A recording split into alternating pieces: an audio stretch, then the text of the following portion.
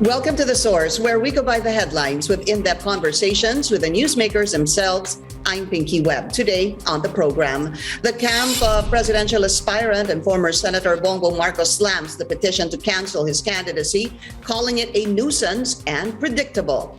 The Commission on Elections refutes the remarks of the Marcos camp allegedly downplaying the petition. And later, the Comelec assures integrity in next year's polls amid the deal with Davao businessman Dennis Uy. Marcos spokesperson Attorney Vic Rodriguez and Comelec spokesperson James Jimenez join us live.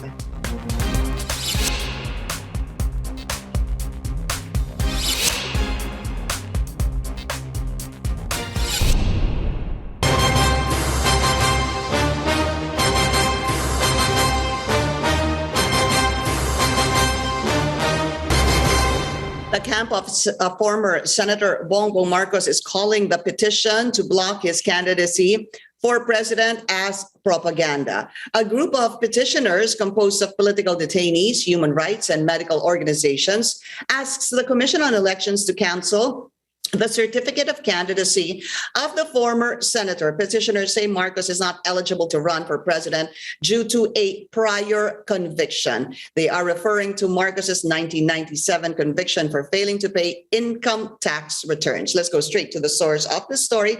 We have the spokesperson of former Senator Bongbong Marcos, Attorney Vic Rodriguez. Attorney Rodriguez, welcome to the source and maraming salamat po sa inyong oras. Hi Pinky, magandang umaga. Thank you for having me again in your program at magandang umaga ho sa lahat ng nanonood at sumusubaybay ng inyong programa. Attorney, natanggap niyo na ho ba ang official copy nitong petition against the candidacy of former Senator Bongbong Marcos? As of last night, Pinky, we have not received any formal notice or copy of the petition coming from the Comelec. That is as of last night. Okay, let's talk about, I want to lay down the facts. I hope you don't mind. So this really stems from what? A prior conviction of former Senator Bongbong Marcos. This happened in 1995. Convicted by the Quezon City RTC, affirmed 2 years later in 1997 by the Court of Appeals. Before I go into that, what was really part of that, first I wanted to ask you, this is a fact, no? Attorney Vic, yung conviction niya noong 1995 and affirmed by the Court of Appeals in 1997. Yeah, but this case speaks, alam mo, talagang propaganda ito ng mga yellow wannabe political assassins. Sapagkat ang kasong ito, hihingi ko ang pahintulot mo, Pinky, na mangusap sa wikang Filipino sapagkat alam kong maraming para maintindihan natin. Naguguluhan sa usapin ito. Wala pong tax evasion na kaso si presidential aspirant Bongbong Marcos. Yung kaso pong yan ay simply non-filing of income tax return. At yun po, alam naman din natin na, siguro hindi lahat. Subalit ang nature po kasi ng tax case is civil in nature, but with penal provision or penal clause. Kaya nga kung yan yung kasong binabandera nila, alam mo Pinky, ang naging hatol dyan ay magbayad lang ng fine. Walang imprisonment. At yan ay hindi sa hatulan sa kasong tax evasion. Maling-mali din yung sinasabing siya'y tax evader. Okay. Ang naging hatol lamang dyan, hindi nakapag-file ng income tax return. Opo. So I'll cut you there para po maintindihan natin. So, fact, sinabi po ng Quezon RTC na hindi po siya nag-file ng ITR from 1982 to 1985. That's 4 years. Okay. Question, sir.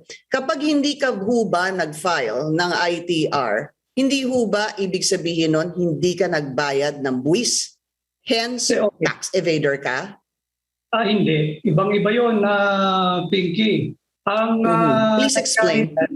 Okay, let me be candid as always. We have not received a copy of the petition. I'm just basing it on what you are presenting to me now and with what I know of the case. From 1982 to 1985, yan sa tingin ko siya'y governor. Pinky, pag governor ka, gamitin nating halimbawa dyan sa CNN. Every time you receive your salary, every payday, hindi ba't withheld na yung iyong tax due from source? Di ba hindi ikaw ang nagkakaltas ng iyong buwis na dapat i-remit sa gobyerno? Yan ay trabaho ng inyong kumpanya ng CNN International Philippines. Ganon din sa kaso ni Presidential Aspirant Bongbong Marcos.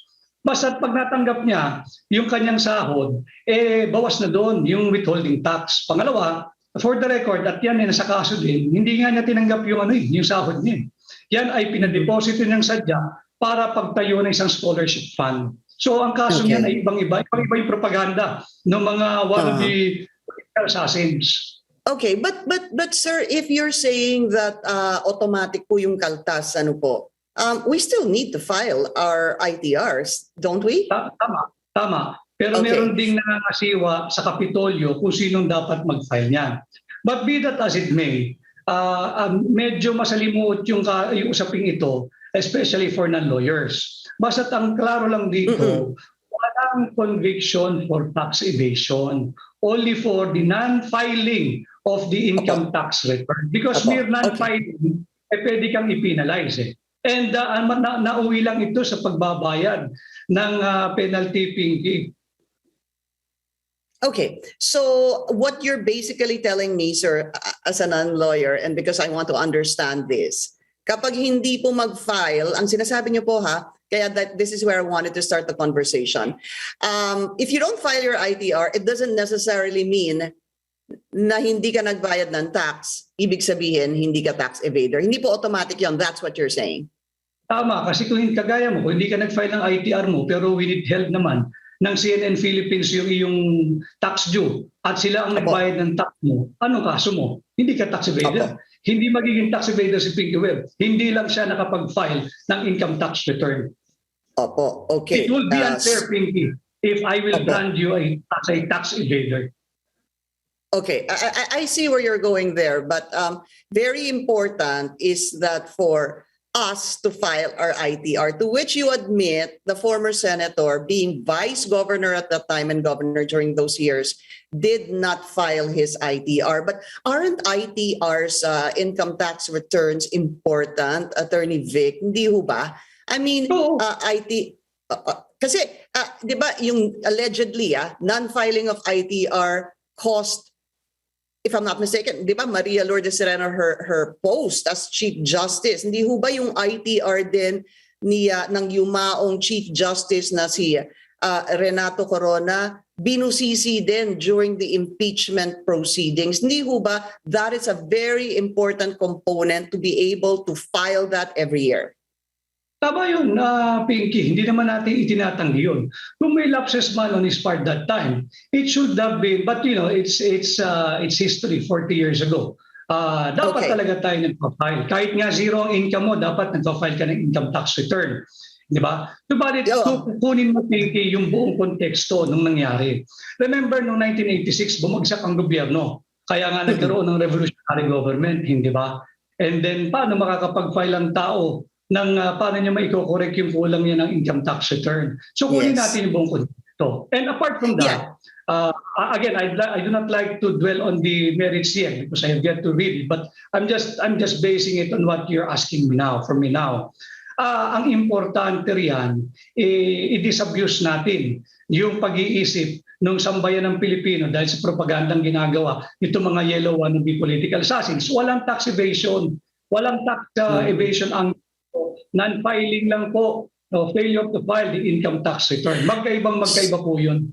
Sir, ang sabi niyo ho kung hindi po ito criminal case, itong non-filing of ITR. But why so? Why did the Quezon City Regional Trial Court back in 1995 impose a fine and a jail term of at least 9 years to the former senator? Yeah, it's a civil. A tax case is civil in nature, Pinky. Subject siya sa fine, but with penal provision or penal clause. Ang tinitingnan mo, Pinky, ang dinidiscuss mo sa akin ay yung RTC. Discuss mo yung Court of Appeals decision.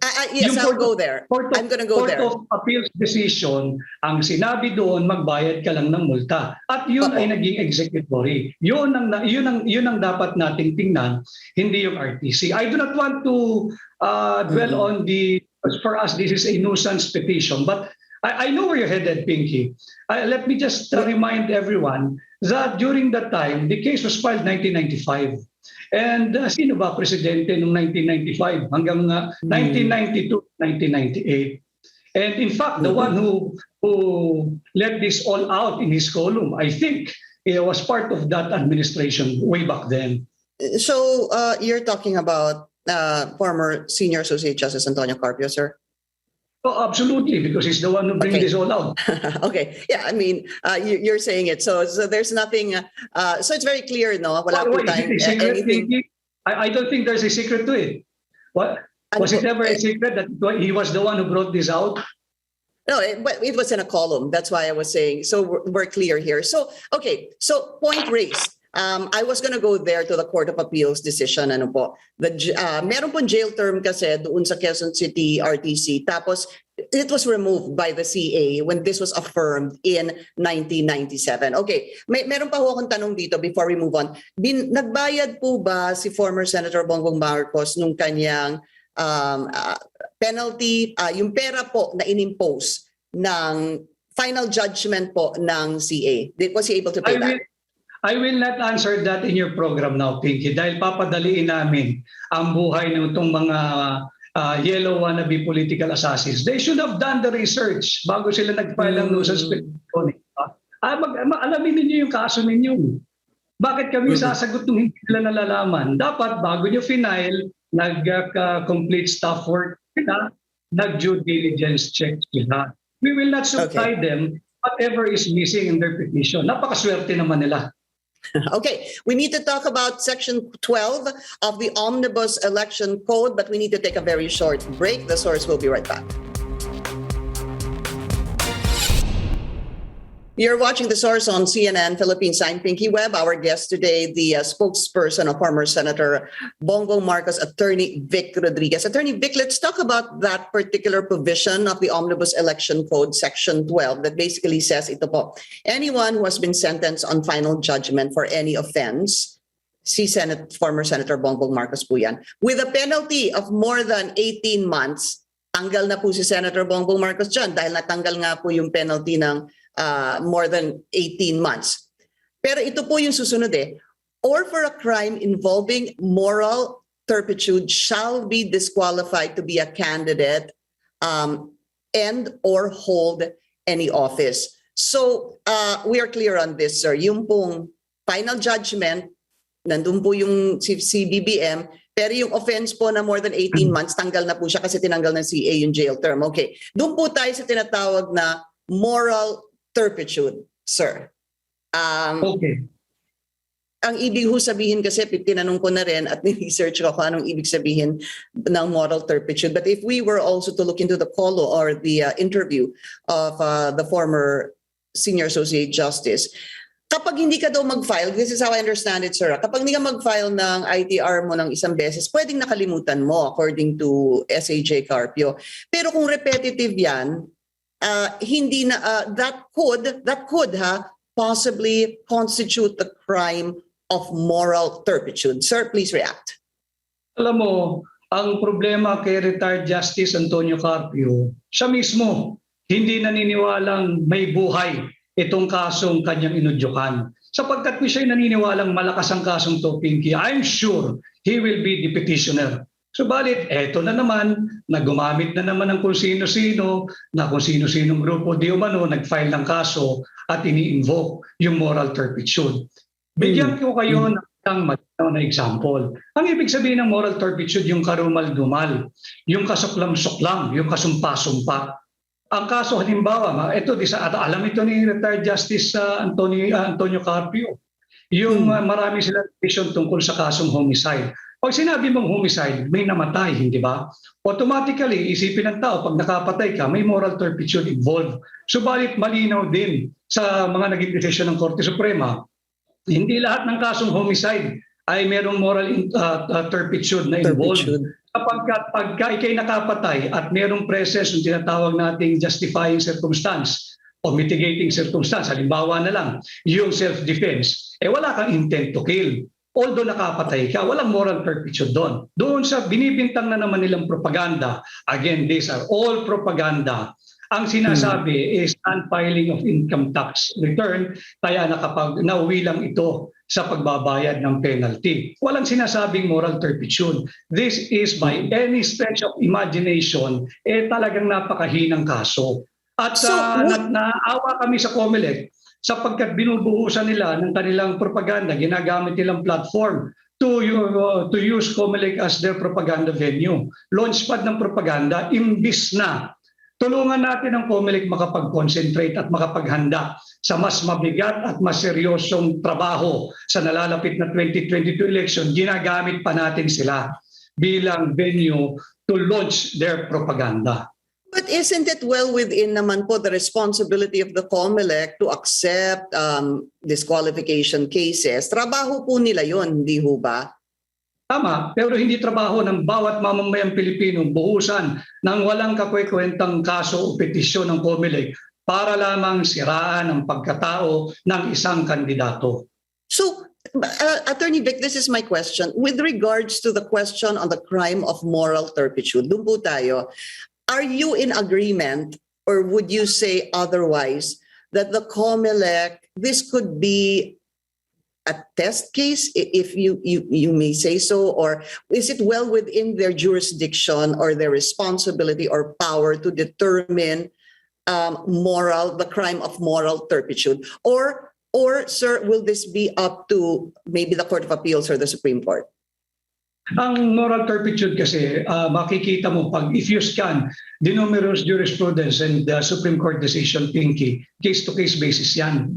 Depende sa kaso. Basta't ang nakakasiguro tayo, ngayon nag-uusap tayong dalawa, ang murder, merong moral turpitude dyan. Ang estafa, merong moral turpitude dyan. And in some cases, yung libel, merong moral turpitude dyan. Pero sa kasong ito, sinabi na rin naman ni retired Justice Antonio Carpio sa kanyang forum at kami nagpapasalaman. Conclusively, he stated that there is no basis to file a disqualification case against presidential aspirant Bongbong Marcos. Klaro.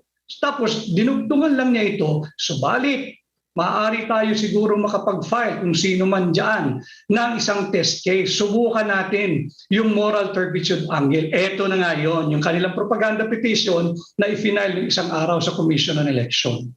But when you talk, I understand what you're saying with moral turpitude, sir. But again, let me go back to my question. Do you believe Comelec has the power, the responsibility to determine the crime of moral turpitude that could be that a candidate may be liable for, hence ma-disqualify po siya? I would not answer that now, Pinky, because we have yet to read the petition, but we will include certainly that angle that you're trying to lead me on to when we file our answer. Lalagay namin yan, meron kaming, alam namin kung saan sila patungo at alam din namin ang isasagot namin dyan. But then again, as I've told you, sinabi ko sa iyo, let us enjoy as well yung period of time provided by law for us to prepare a very, very intelligent and complete answer. And you're ready for this, sir?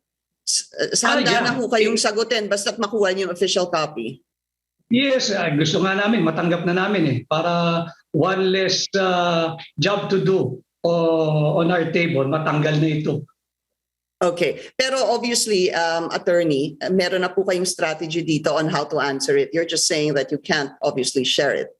Yes, because it's a settled case. This has been litigated and has been answered how many years back, and they're just trying to resurrect again because of these yellow wannabe political assassins that keep on moving and reviving old political attacks against presidential aspirant Bongbong Marcos. Let me just take this opportunity, Pinky, that it's clear in the mind and vision of Ferdinand Bongbong Marcos that this election, this forthcoming election, is about the future. This speaks of the future of the country. This speaks of the future of the nation, and this speaks of the future of every Filipino, including you and me. Opo. Maybe as a last point I wanted to raise, Attorney Vic, if, for example, it was any other candidate, not BBM for that matter, who was convicted of non-filing of ITRs. Same case, pero wala pong jail term. would you say that that person should be qualified to run for public office? Oh, absolutely. And in fact, ang amin, kunyari, may nakita kaming katunggaling ganyan, hayaan namin. Bakit? Let us not rob the Filipino people of the right to vote and choose their leader come 2022. Ang hindi natin maunawaan, dinaya na nila noong 2016 si Bongbong Marcos. Ngayon naman, ang dadayain yung sambayan ng Pilipino na pilit tatanggalan ng karapatang pumili ng kanilang gustong maging pinuno sa 2022 elections. Yeah, but why even go there, Attorney Vic? I mean, ano na po ito? Decided na po itong electoral protest. In fact, I even saw, I think it was a tweet. The election protest is still pending. Let me just correct you on that. There have been, hindi ho ba nag-rule na rin po ang PET regarding this? Just one thing, sir. I wanted you to answer this.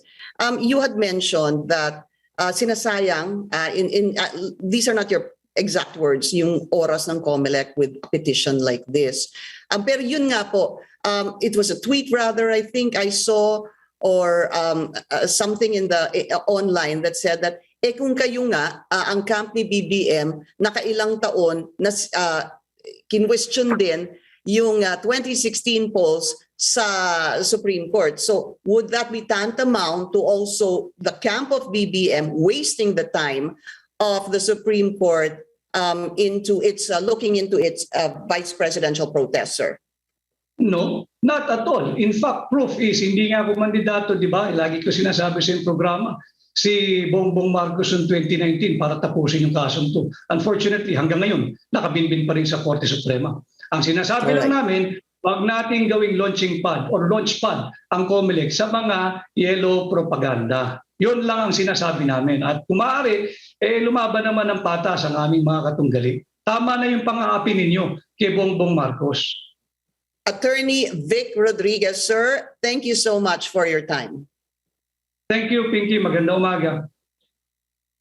And when we come back, more on the petition to cancel former Senator Bongbong Marcos's candidacy when we return. Comelec spokesperson James Jimenez will be with us after the break. You're watching The Source on CNN Philippines. I'm Pinky Webb. Our source today, Comelec spokesperson James Jimenez. Director James, thank you also for your time. Let me already start because we don't have a lot of time. Let's clarify. Yun po kasing petition against the candidacy former Senator Bongbong Marcos. Ano ho bang sinabi niyo dito? Because you made a statement and I know you tweeted that this statement was made prior to the filing of the disqualification case. Please clarify, sir. Right. We were talking about basically why Senator Marcos was able to run previously as vice president. Because obviously, if he's going to be disqualified now, then that question would have been raised much earlier, should have been raised much earlier, considering that the conviction being talked about was all the way back in the 1990s, right? So it was in that context that I gave that statement. Obviously, it was made before the filing of the present petition. So it should not be taken, as it seems that it was, as a comment on the subsequent petition. So basically, there's been no reaction yet on your end regarding this petition. Hindi naman po, hindi po no reaction. Hindi po tama na lumabas yung no clear basis because this was made prior to the filing of this petition against a former senator. Correct, sir? That's right. In fact, it should not be taken as an indication of how the Comelec will rule. Apo. Can you tell us the process, Director James? Because there are different things that I've been reading about this. Yung pag-file ho ba, any disqualification case against any candidate must be filed. Is that within 25 days or 15 days after the filing of the COC? Is that correct, sir? It's within 25 days after the filing of the COC, yes. So, pag nag-lapse na po yung 25 days, hindi na po pwede mag-file ng disqualification case before the Comelec? No po. Okay. Cancellation yun, Ms. Pinky. It's the cancellation that prescribes, no? The disqualification case can be filed any time until until proclamation. So until the very last minute, you can actually file a disqualification case. Okay. So let's, it's the cancellation of the certificate of candidacy. Yun po yung may, That's within 25 days. Thank you for that, sir. Sir, can we talk about the process? I do understand that Go if ahead. this is filed, it will go to a committee composed of 3 commissioners. No, it's called a division. The first step really is to raffle the case to a division. No? So it's either the first or the second division. And then, is there a time frame, okay, sir, sorry. by which? Yeah, Is there a after that- time frame by which? Go ahead, sir. Yeah, after it's been raffled to a division, summons will be served on the respondent, and they'll be given 5 days to file an answer. After that, after the answer has been filed, a pre-conference will be scheduled. A pre-conference meeting will be scheduled. After which, the parties will have 3 days to submit their respective memoranda, and the case will then be deemed submitted for resolution. I see. Parang mabilis, Director James. Mabilis yung time na binibigay natin sa kanila, no? 5 and 3 days. But you have to understand, number one, there's scheduling to consider. Number two, there is the question of when they will actually receive the summons. Because receipt of summons is what tolls the period, right? So it can run into a few weeks. Opo. If you were to estimate, sir, how long till a resolution will be made, what month are you possibly looking at? Well, it's probably going to be there's probably going to be something around December, because right now we're already ending the first week of November, and again with 5 days to answer and 3 days to submit memoranda, that's already 1 week gone, and then you have to talk about the different schedules. So I'm estimating maybe late December. Okay. I wanted to also ask you about ito ho ba, is this a test for the Comelec to determine? Because it somehow boils down to this, the crime of moral turpitude, because it is under the Omnibus Election Code, sir, yung Section 12. So ganun ho ba yun ang mangyayari dito, that the Comelec will have to decide on moral turpitude, or the crime of moral turpitude on Senator Bongbong Marcos? Go ahead, sir. I really can't predict what the NBank will do or what it will take cognizance of. But I'd like to point out that I think there are other allegations in the complaint. All right, I have not read the complaint in its entirety, so I can't really discuss it that much. In any case, it's a case. So we're really just going to have to wait on the NBank and see how they handle it. Okay. I wanted to ask you, in the certificate of candidacy, sir, meron ho ba dung question on, have you ever been found liable of any offense when they file their certificate of candidacy? There is no, ma'am. There is an allegation there that says that I am legally qualified. Words to that effect, right? So that's like a catch-up provision. I am legally qualified. Pero wala po yung, have I ever been convicted for any crime? That doesn't point. Questions na ganyan, wala. Okay. Director James Jimenez, sir, thank you so much for your time. All right. Maraming salamat. Thank you. And thank you for joining us here on The Source. I'm Pinky Webb. You're watching CNN Philippines.